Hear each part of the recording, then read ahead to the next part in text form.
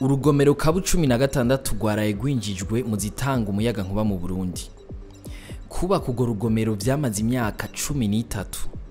Kuva mu 2011 abarundi barindiriye umuyagankuba wa Kabu 16. Ubu rero inkuru iza yabukuri. Mbega none Kabu 16 yoba ari inyishu ku bukene bw'umuyagankuba? Niyo nkuru nyamukuru turabira hamwe no Musi. Mwiriwe cane, ni Davi, nizere ko meze neza mwese. Mu 2011 inama nshingamateka yaremeje umugambi wo kubaka urugomero rw'umuyagankuba ku ruzi Kaburanwa Kabu 16 mu ntara ya Cibitoke. Ubwo rugomero vyari bitegekanijwe ko rutanga megawatts 200. Vyari bitegekanijwe kandi ko ibikorwa bimara imyaka 2 n'amezi 10, ariko bisozerewe burundu inyuma y'imyaka 7. Murumva ko gahunda itagenze uko yateguwe. Ikibazo ca mbere cabereye mu gutangura. Ibikorwa vya mbere vyavuye bitangura inyuma y'imyaka 5 yose. Vyari bitegekanijwe gutangura mu 2012, ariko mu 2017 niho vyagiye gutangura. Yaga yarabajije umushikiranganje mu vyajejwe harimo amasoko ntanga nguvu, Ingenieur Ibrahim Wizeye, imvo yuko guteba. Ingenieur Ibrahim Wizeye yavuze ko igice ca mbere c'ibikorwa categerezwa gutangura itariki 25 z'ukwindwi 2014, ngo cagiye gutangura itariki 2 z'ukwa gatanu 2017. Ikindi umushikiranganje yavuze nuko Exim Bank yatanze uburyo bwo kubaka urwo rugomero biciye mu ngurane, hari amafacture itarishe kuva mu 2023. Aho rero ni kubera leta y'u Burundi yari ifise ibirarane. Ibikorwa vyaciye bihagarara kuva muri ruheshi 2023 gushika mu ntango za munyonyo 2023. Kubijanye nuko iryo shira hamwe AIL ryari rijeje ibikorwa vyo kubaka ryoba ryarakwega kweza ibikorwa, umushikiranganje agira ati ntawo bihakana iryo shira hamwe naryo nyene rirabifisemo uruhara, ngo no gushira mu ngira ibikorwa haribonekeje ugucegwa mu kuzana ivyankenerwa n'abakozi. Ariko kandi ngo nikiza ca coronavirus caratumye ibikorwa biteba cane. Mu Buhindi inganda zikora ibikoresho zari zahagaritse gukora.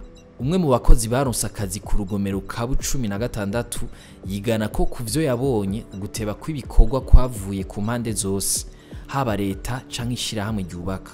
Ngo abakozi b'Abahindi bivugira ko hamwe akazi gakozwe n'ingoga koca kanyaruka guhera bagaca bataha. Ikindi cyatebeje ibikorwa n'abakozi b'Abahindi bajeje gukurikirana ibikorwa, rimwe na rimwe bakorera mu makungu aho kwishikira ku rubuga. Umukozi yaganiriye na Yaga yibaza ukuntu umuntu ibikorwa biba atari mu gihugu yoheza agatanga icegeranyo ciza caho ibikorwa bigeze. None akunguko k'urwo rugomero ko barakahe?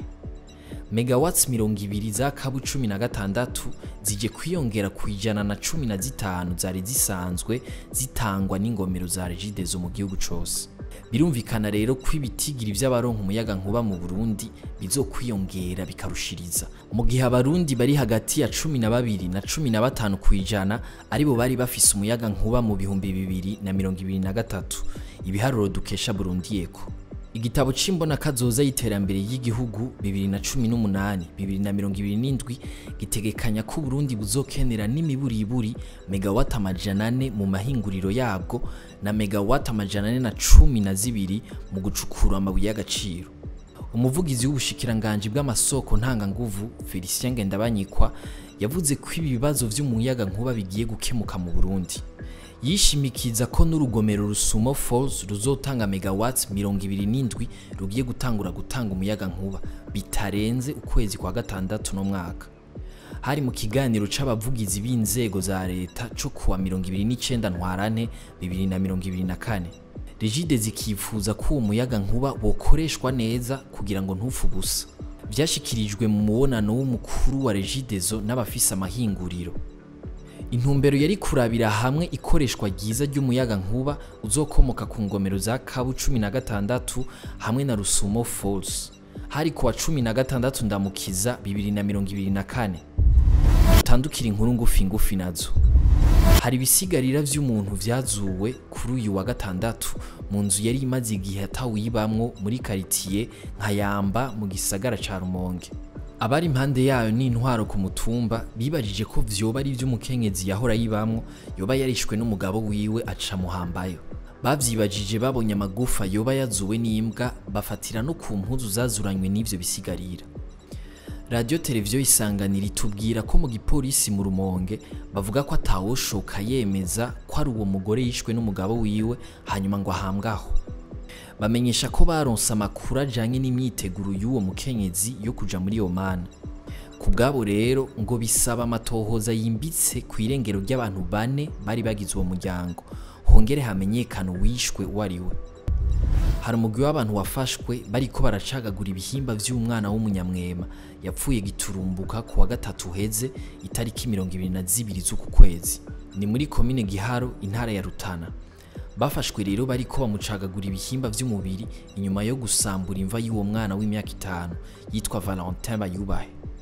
Ishirahamwe Live Together as Family rivuga ko abantu 15 aribo bivugwa ko boba baragize uruhara muri urwo rupfu, harimo n'umuganga n'ubu ataratogwa irengero.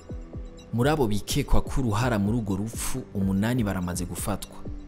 Constance Katihabwa arongoye ishirahamwe Live Together as Family ati leta nibikurikirane ngo butuvuga aho bagiye gusambura imva muri kazoza atagikozwe tuzokumva uruhigi rw'abagikomeye.